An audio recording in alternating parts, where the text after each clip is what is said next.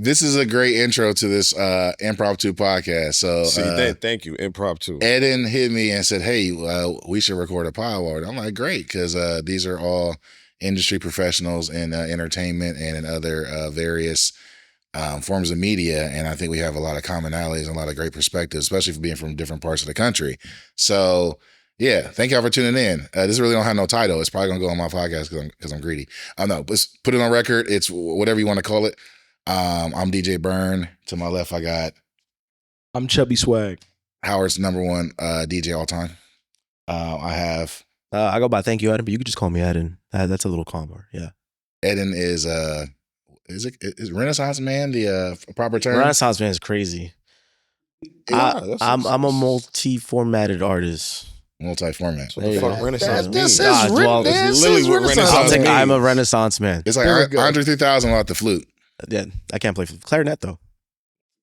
Fun fact. Well, we learn something every day. Renaissance man. And last but not least, if you out there and you struggling and you want a record deal, we got my boy Everybody gonna get you shit. TD. Half y'all niggas suck anyway, bro. Oh, we get the unfiltered. This is not Apple Music, though. We get the unfiltered. Nigga, because I don't know what the fuck we doing, so I'm just like, whatever. Like, whatever. That's perfect. Whatever's sick at the wall. You know he Rock Nation now. See, yeah, you see, now we doing that dumb shit. All of that. Yeah, we doing that So dumb look, shit. send your demo over to me with $500. Yeah, and I'm gonna send it right back. Keep playing with me. $500. Keep playing around. No receipt either. Keep playing. So yeah, this is a very casual conversation. We're gonna start with Drake and Kendrick. No, I'm joking. Oh God, I'd have walked out so fast too. No, I really don't know where to start.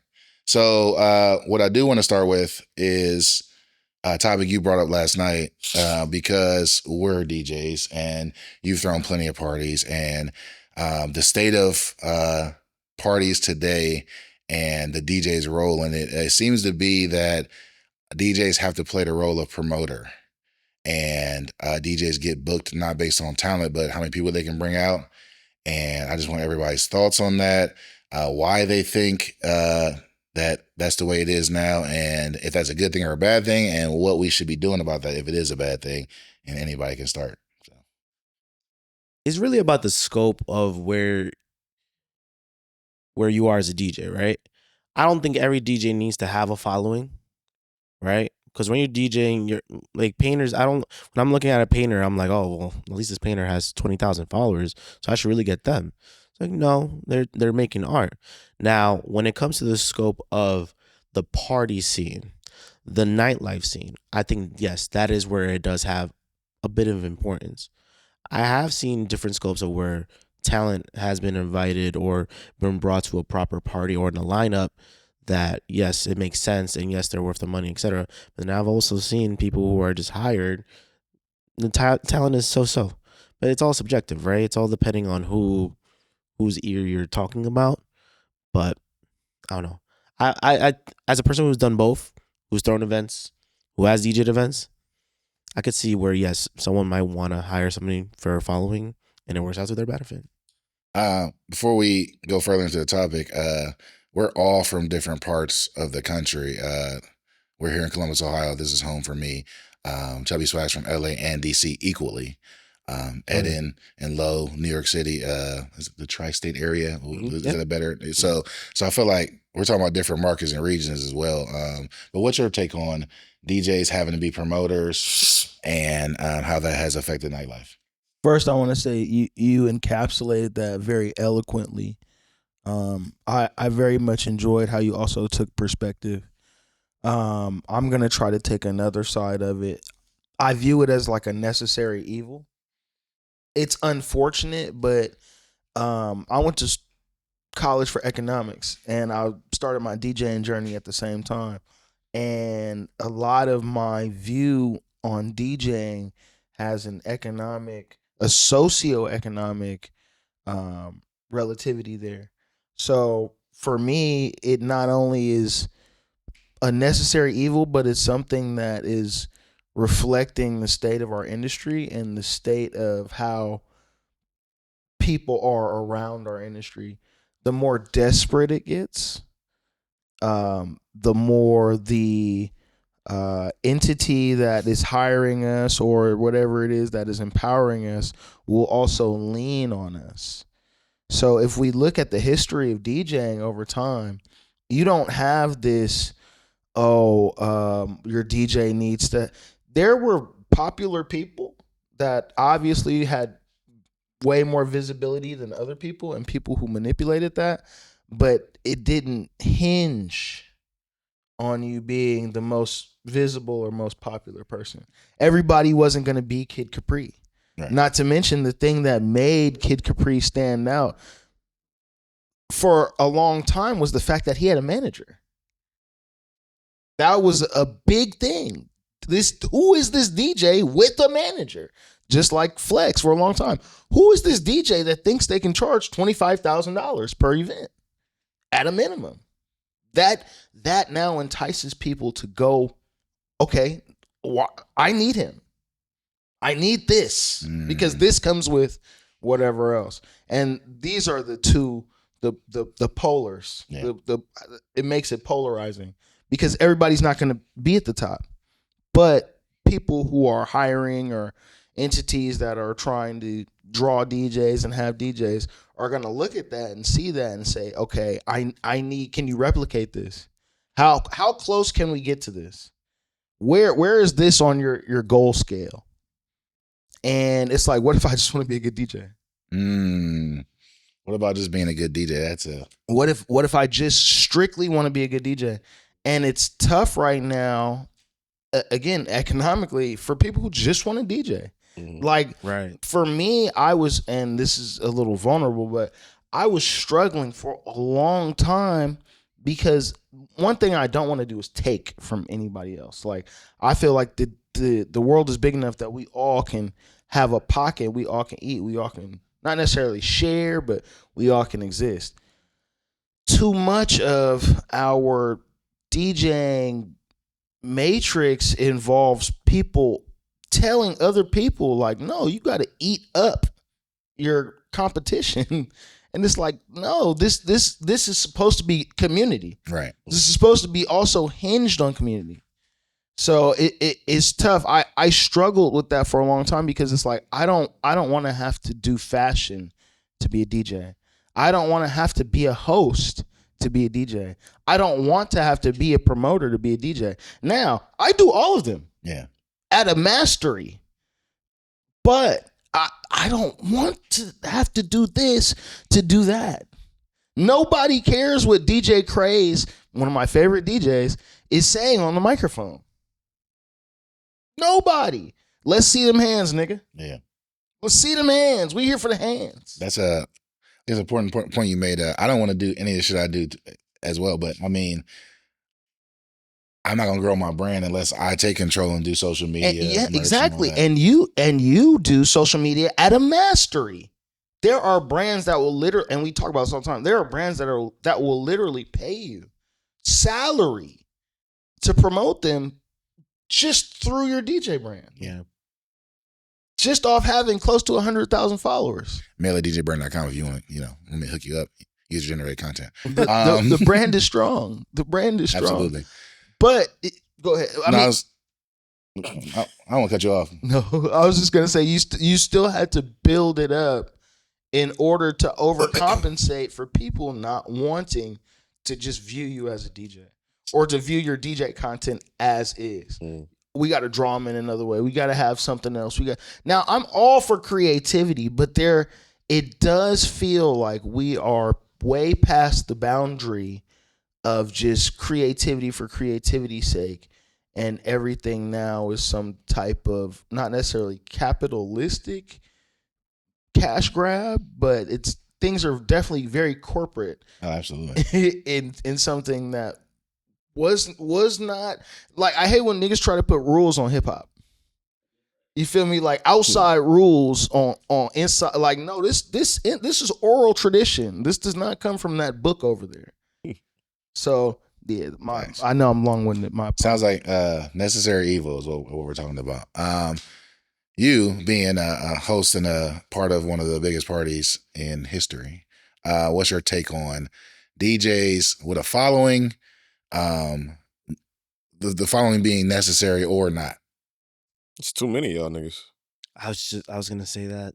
It's too many of y'all niggas. That's all. Not because y'all niggas are equally great at what y'all do. It's just too many of y'all niggas. Like it's just y'all don't know how to do it.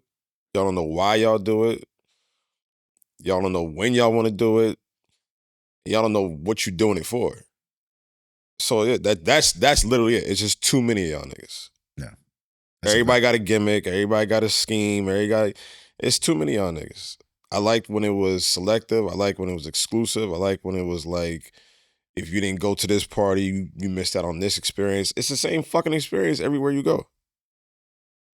It's the same shit. So it's too many of y'all niggas. Y'all can take that how y'all want, but it's too many of y'all niggas. We need to bring back healthy gatekeeping is what it sounds like. Healthy gatekeeping is cool. Yeah. Because for me, like I'll always encourage people to DJ if they want to, right? Yeah, of course. Like whenever somebody asks me, like, and they'll be so like kind about it, like, oh, how do I get into DJing? And I'm like, look, just start making playlists firsthand, right? Yeah. Learn the music, learn what flows well with each other.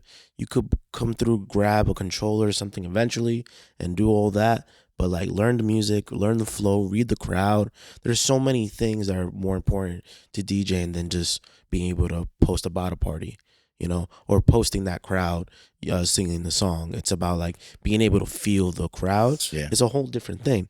Now, that what Lo just said, which is like there's too many of us.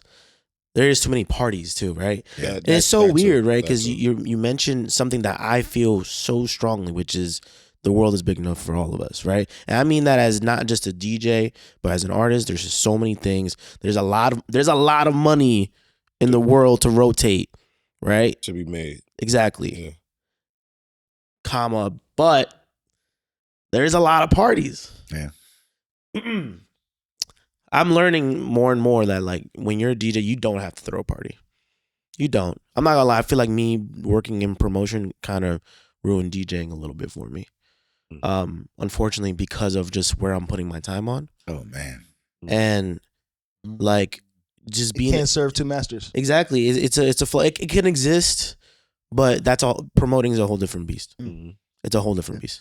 To that point, I just did a party here in Columbus called Hips. Pretty good party. Great and party. That was probably like my favorite set of all time. And I probably because I could just focus on my set and not about promoting and marketing and all that.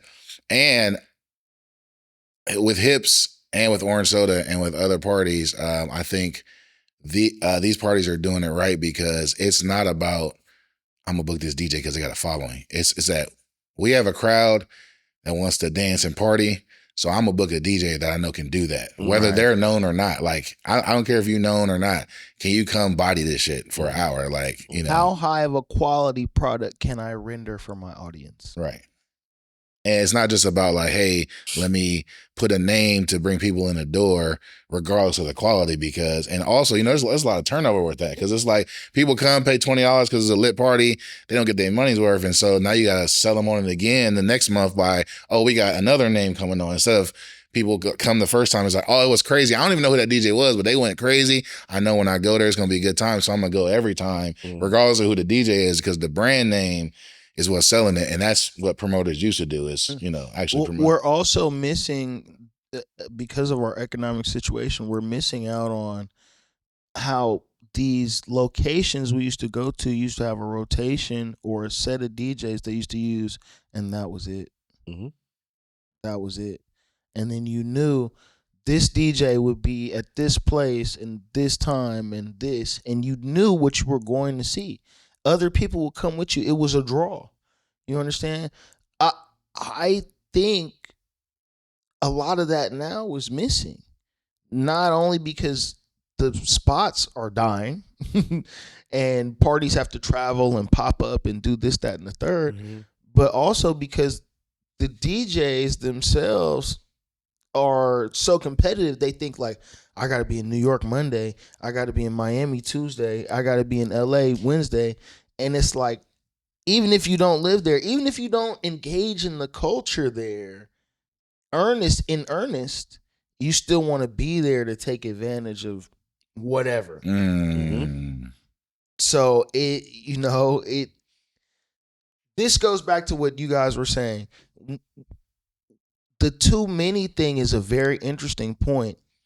And yes, there's a lot of us, but I think what's missing is barrier of entry Mm-hmm.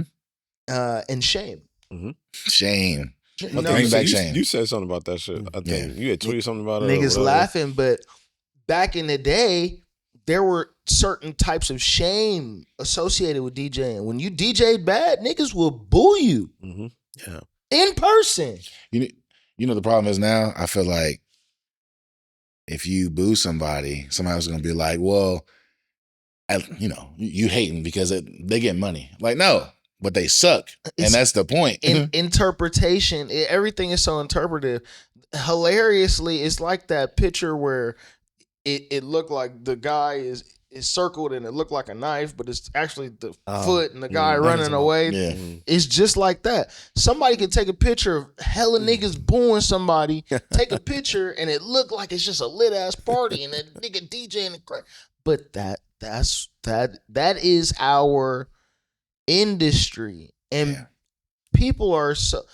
Nobody wants to be a seasoned or trained eye because nobody cares. Nobody cares about DJing enough to do the history of DJing or to know about DMCs or to know why we have our turntables battle style or to know where all the CDJs and all this other stuff come from. Like, they don't care to know. They don't even know how to put their set together if it's not a controller, So and it's not a diss song. It's a real song.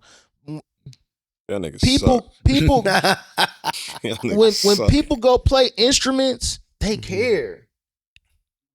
Even in production, even if you going to do Fruity Loops and all this other stuff, niggas will go find them samples off YouTube and then go buy the record and sample it. And they care enough to do the research. Yeah. What it is that people getting creative spaces as a hustle because they want money or fame. That's why they don't care. Here's the worst part. DJing is the new lick, and it's a scam too. Well, it's an old scam. Yeah. It's an old scam, but we're seeing a new way of niggas scamming. Like, Who Kid is a scammer.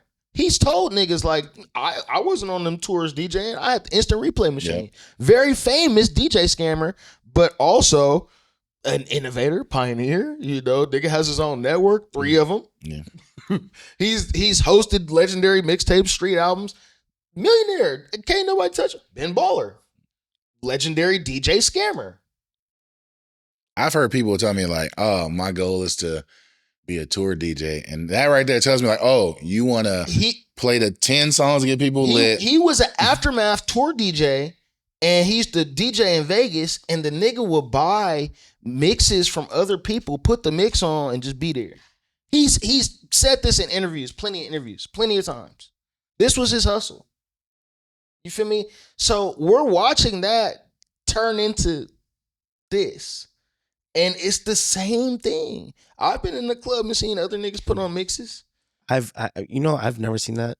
I hope you don't. But that would I've seen it. That would make me feel. And I hope you don't. It wouldn't even piss piss me off. It would just I'd be like, wow. No. Because of who I know and who I'm usually around. Like, realistically, when you're on bills with certain people, if anybody I know, and I've never seen it, if anybody I knew did that, I'd be like, wow, it's an hour. It's an hour and a half. I used to get pissed off at people who would DJ just off internal, but even that shit don't bother me no more. I've seen people in lit parties, not even empty parties, in lit parties, like, throw this mix on. Wow. More recently, shout out to Trav. Trav, you was there. I seen somebody, the intro to their set was 10 minutes of pre-recorded like mashups and sample flips. And I'm like, did it work? What are we? Well, I don't know if that's the caveat. Oh, you was there. That's the caveat right there. Well, though. I don't. Did it work? Well, yeah, exactly. In result, but here, I don't know if you remember, but 15 years ago, maybe even Low will tell you this. Niggas in the club before they would start DJing would have a 2 or 3 minute mix with drops all on them and all kind of shit that they would play right before they DJ. And I used to personally think it was corny, but now like I understand. Niggas would do anything to draw attention. You feel me? Anything. I see what you mean. Yeah. DJs will do anything to draw attention. And back then it was something you could do without grabbing the mic. If you didn't have access to the host, whatever, it's gonna be, look, all eyes on me.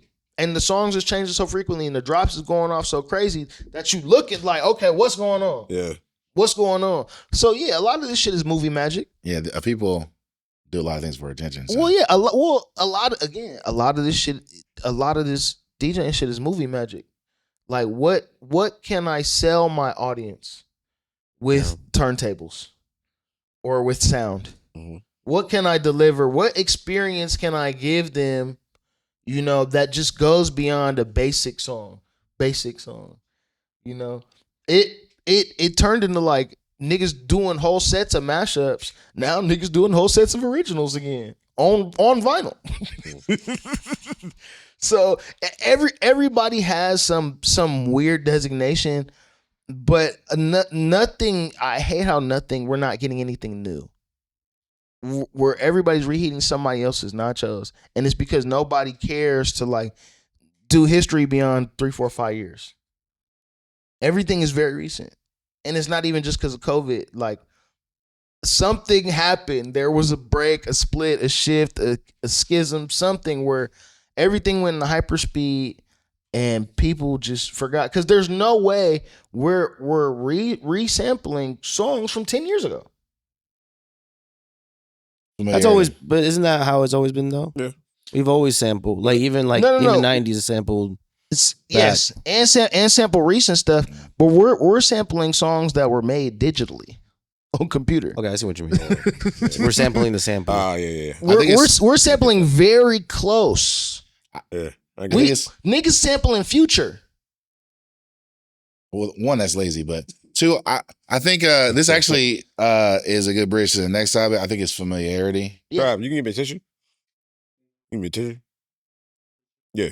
So the next topic, familiarity, song requests. Who? And Song more requests. and more so Oh, this should be a quick topic. and more so Stop fucking doing it. yes. More so than song requests, as DJs and as people that promote parties, it's hard. I feel like it's hard to balance familiar songs with unfamiliar songs in certain crowds. Mm. So how do y'all navigate that as far as like you're in front of a crowd and let's say, and we're all good at reading crowds, but let's say you don't know what they want.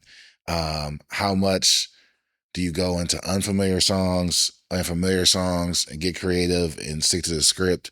And the reason I bring up song requests because I feel like I can tell you here in Columbus, Ohio, outside of certain parties, people just want to hear the hits. And if you play a song they don't know, we were just talking about Shake It to the Max and how that song doesn't work here because people aren't familiar with it. But it's a That's so funny. 'cause global song. I played that yesterday. Yeah. And when you played it, did you see like people was like, and I'm like, this is a Yeah. big song. Yeah. And it kind of goes to the song of the summer conversation. But back to familiarity, how do you navigate playing familiar songs and unfamiliar songs and playing for the crowd versus, you know, playing on something that they want to hear that they don't know?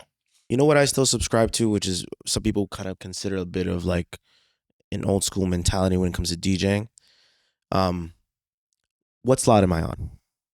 Like, what slot am I playing? Right? If you have a lineup that's like, let's say maximum 5 DJs, right? But I'm talking about Hopefully. like a long day, like a long day, Hopefully. right? Like a festival. Yeah, like a festival, Yeah. right? But it's one stage, and I'm opening. I could be a lot more flexible with unfamiliarity. If I'm headlining, right, outside of, let's say if I'm a person who makes my own tracks, etc., Yeah.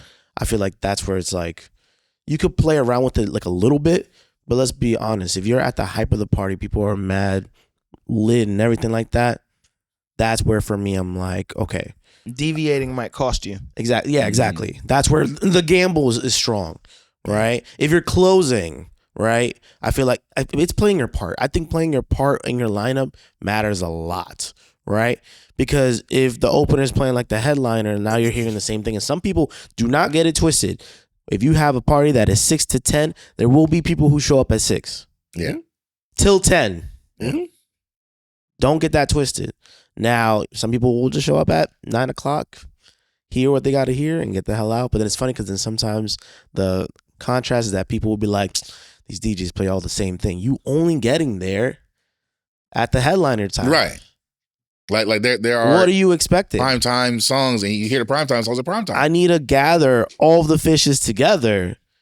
Like, I can't just tend to the smaller groups as easily anymore. And that's the fun part for me, at least even with requests.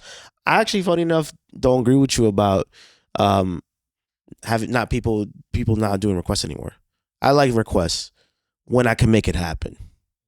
If I can't make it happen as a DJ, as a host even more so, I'm sure, like, you gotta just figure out how to let them know it's not happening, or I'm lying to you. No. Yeah, or that. No. Depending on the person, it got to be like that. I Like, think no. something really important that you said was, and you like got the service of it, but what's really deep about it is setting.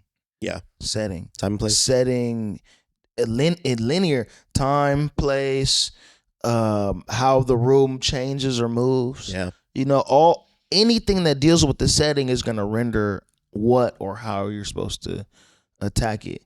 Now, this changes, you know, with the amount of people or whoever's there or not there, everything else, but the setting is 100. That was a good one.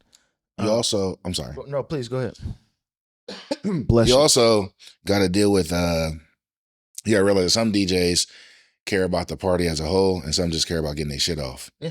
And so it's like, I just want to play the familiar record so I can be lit, so I can get the attention, regardless of if I'm at the beginning or the end. That again comes back into what we said, caring. Yeah. If there's no shame, why would you care?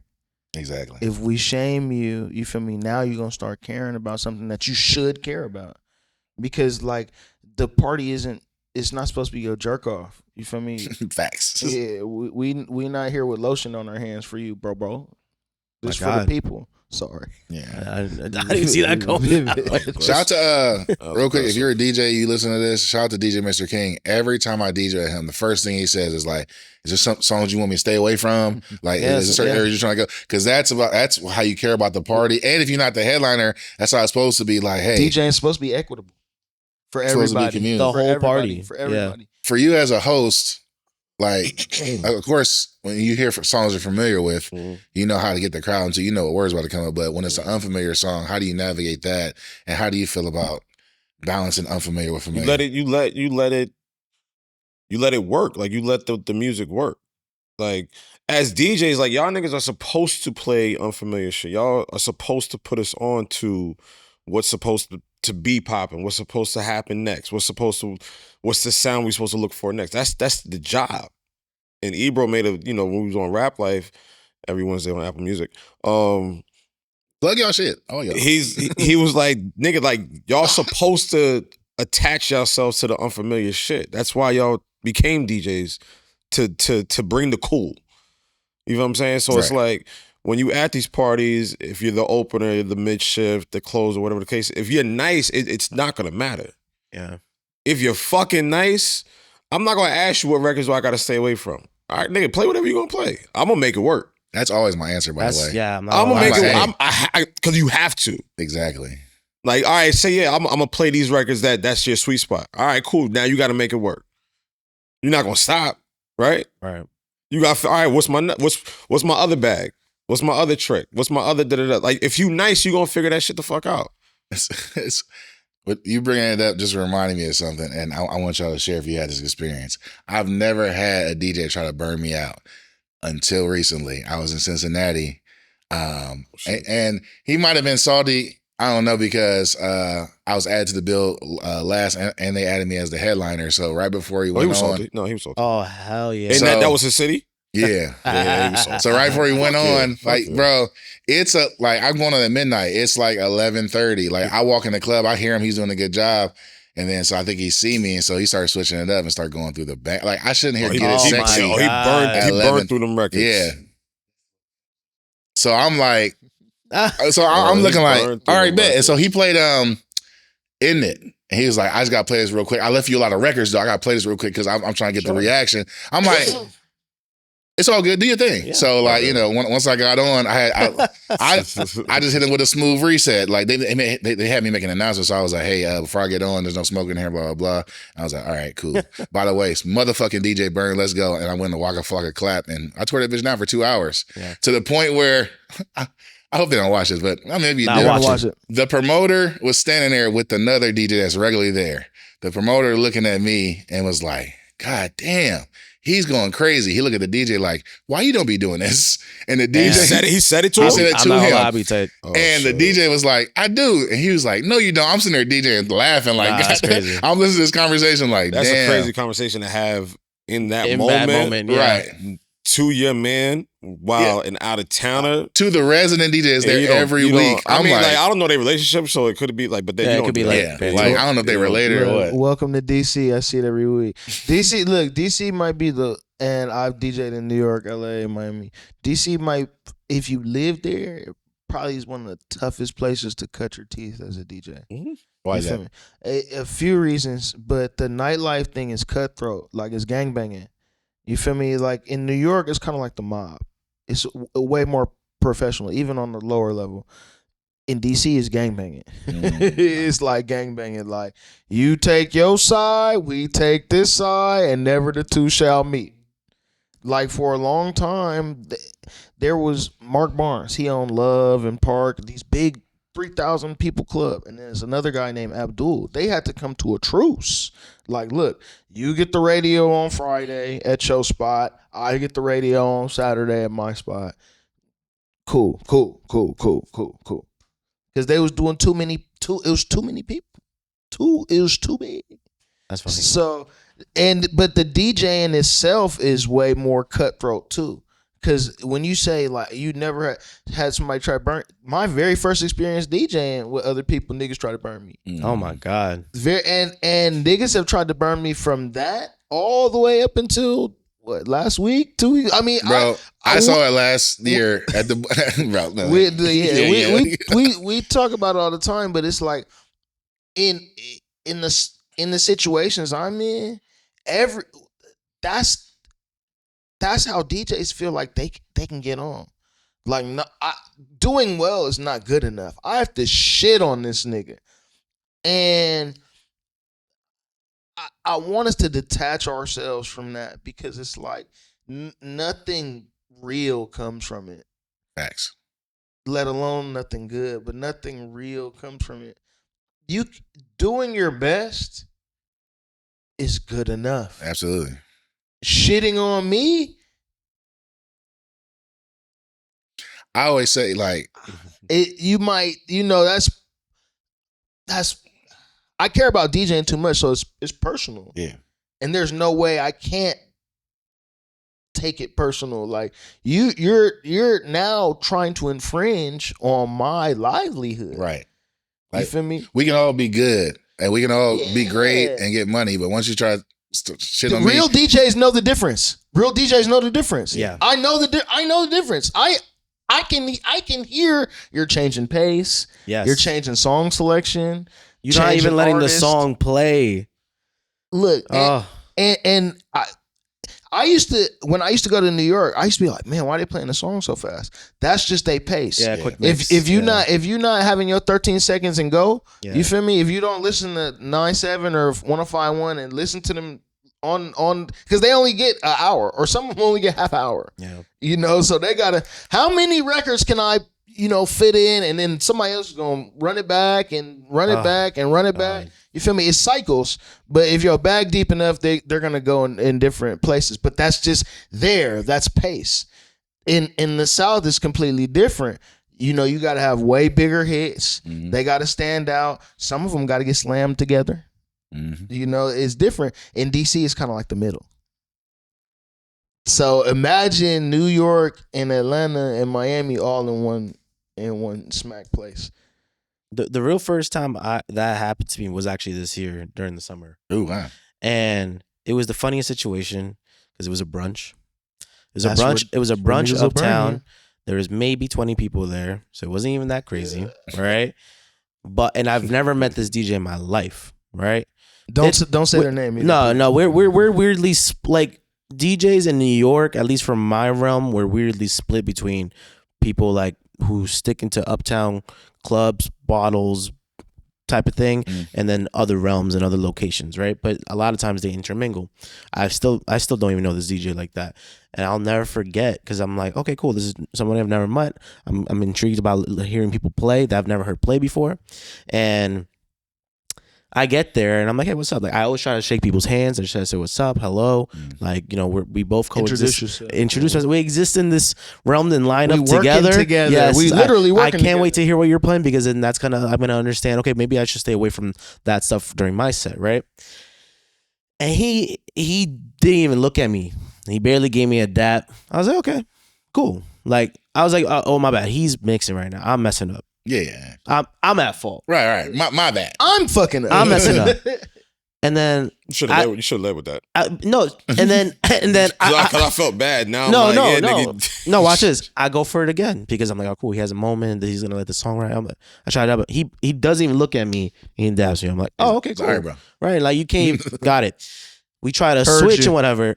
And he's I got a couple more minutes. I was like, "Baby, do your thing." Like, you know, I'm gonna go sit over here. I'm gonna go sit over here. Track after track after track after track. Bruh, it was like 10 minutes left. He went through every genre, barely let the song play. And you're right, like quick mixing is big New York heavy. But I'm talking about like but you didn't let it play. You know the difference. You know the difference. You're running through, and I've been guilty that during a set I might have like run through like mad tracks in like 5 minutes, right? But not. It was more from like, oh shit, like I'm making sure that everything's good. Not I try to make the last DJ like mess up. Or sometimes you throwing out bait and seeing what right. fish is on bite. What works, right? Quick. Exactly. Especially if it's an early crowd, bruh. Back to back to back to back. But that wasn't like the end of it, right? I'm like, cool. He went over a little bit. I was like, I'm not even caring anymore. I'm like, cool. You're going over my time. I'm still getting paid the same rate. Yeah, I'm chilling. We go and switch and whatever, and then he's trying to take his charger, and he like it's weirdly connected through my shit, and he's like yanking that shit under my feet. I didn't know it was on my like. I'm trying to connect. I'm trying to make everything smooth. Now you being disrespectful. He had an attitude. He's like, oh, I don't know why you being mad bougie. I'm like, I was like, I looked at him. I don't like being confrontational. I looked at him. I'm like, especially at work. Yeah, especially at work. Especially that I'm at a party. Do I know you? Mm-hmm. Do we know each other? And he understood that I was here like trying to figure out what's your issue when we're DJing at a party. And then after that, he tried to dap me up. He wanted to follow each other on Instagram and all this stuff. I was like, I'm not. I was like, yeah. Bro, he stayed there with a random group. And then throughout the whole time that I was playing, he kept being like, yo, follow me back. Follow me back. What? Yeah. I was like, you don't know what you want to do. That's exactly. You just saw another DJ was coming. You wanted to be extra competitive for no reason. And now you want to be friends. Some people like to get beat into love. I can see that. And it's very juvenile, but I understand it now. You know, at first I didn't get it. But it's like this is the only way you can accept love through violence or force. You feel me? And it sucks for you. I apologize for you in ahead of time, but you know I love you without the choking. I've seen from a host perspective. I've seen hosts do this shit too. Has anybody ever tried to do that to you? What? Like our host? Yeah. Interesting. Yeah, nigga, you're supposed to. Like, yeah, you know, that's interesting because I feel like, but no, like, all right. So to that question, that happened to me at a spot. I think it was called Griffin. Oh, Griffin. Griffin again. DC. No. This is New York. Really? Yeah, it's in New York. Is it with an I or with a Y? I. Yeah. Oh, okay, yeah. So ours has a Y. Yeah. Okay. So a famous. It was my early days of hosting. So it was me. Jessica Rosenblum, if you know her, if you know New York, you know that name. Funk Flex manager. Right. Stressica is funny. So she hired, this is when me and Austin was moving around heavy. So she hired me in Austin, right? And we were closing out. I forgot who was on before me and Austin got on. But there was a DJ and a host, right? It was a very prominent host. We cooled out. There was a prominent host at the time. So we got the bottom bitch slot. Like we closing out like 3 or 4, like niggas the stragglers, but like we still just we in there. We Slot exists. Yeah, slot exists. We happy. Like, we getting our name up. So also setting up. He switch over. The nigga does not let go of the mic. And I told him prior to, I'm like, yo, listen, like, you know, Jessica hired me in Austin, you know, I'm closing out, blah, blah, blah. That nigga looked me in my face, straight up, verbatim, fuck out of my face, nigga. Oh, word? Wow. Literally. Like, I'm a little pup, he a big dog, so, like, I get it. So, like, what, I'm fighting? But, like, nigga, he Cobra clutched the mic. Weird. And would not give it up. And I mean, I had to eat it, but... You know, Palooza started bubbling, Trap Karaoke started bubbling. Was it their party? It wasn't their party, but he was a top, you know, top shot or whatever the case is. But Jessica was like, yeah, I like what y'all do. I want y'all to, but y'all gotta have this slot. Y'all gonna, you know, because y'all knew and y'all the babies. He was like, you take what we can get. He was getting paid crumbs, whatever the case is, but that nigga would not give up the fucking mic. I don't know if he saw me as a threat.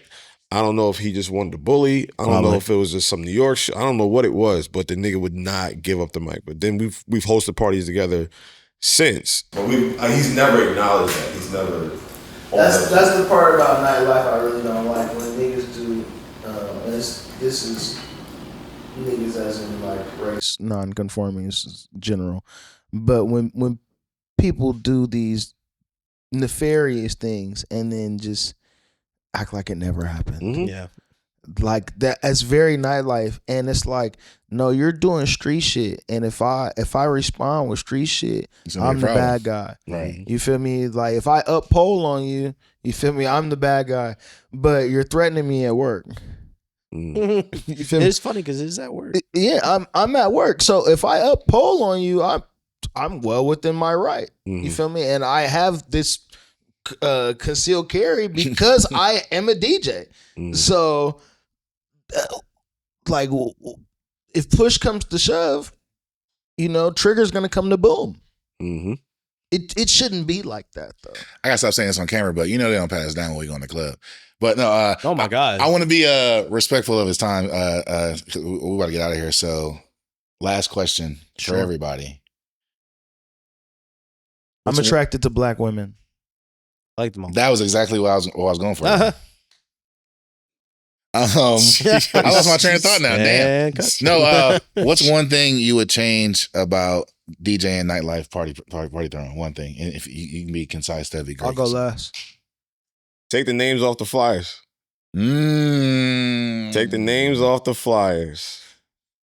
Take the names off the flyers. We'll see what's up.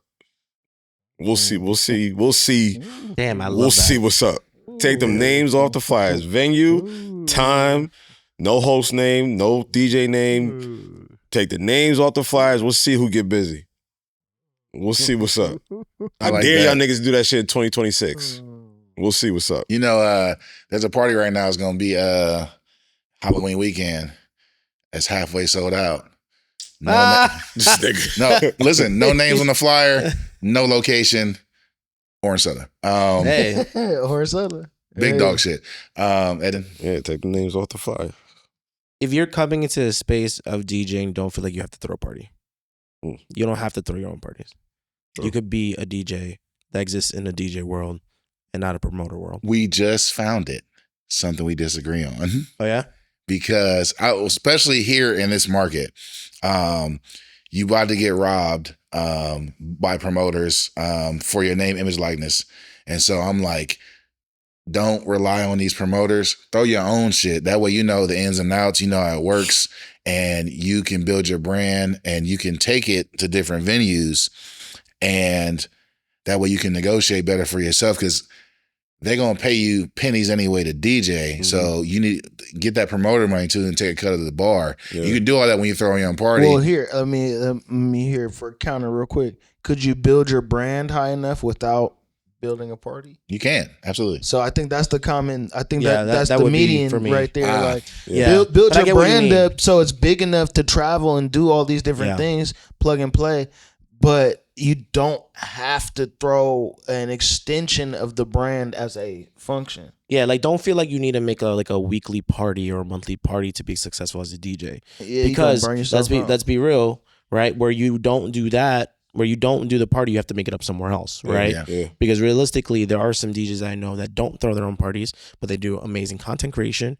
And then that's where their promo game is heavy, where they don't need somebody. Now, that's funny that you mentioned there are promoters that will give you pennies off of their dollar, right? And I guess for me, what I would say is, if you are doing other parties and you're not throwing your own party, make sure you're working with the right people, right? Mm-hmm. Because yes, not everything's going to come with the highest dollar value, but working with the proper vibes and the proper exposure means a lot. Mm-hmm. Like me being able to play in front of 2,000-3,000 people can mean a lot more than whatever is in your pocket. Mm-hmm. It's how you retain the crowd and what you do with it afterwards. And a lot of people don't know what to do with it afterwards. Mm-hmm. They just go play the party and it's over. It shouldn't stop there. Right. Keep making stuff happen. Damn, so we do agree. Yeah. One day we're going to disagree. And hopefully not fight about it. Keeping the agreements going. For me, what I would like to see in DJing is probably better OGs.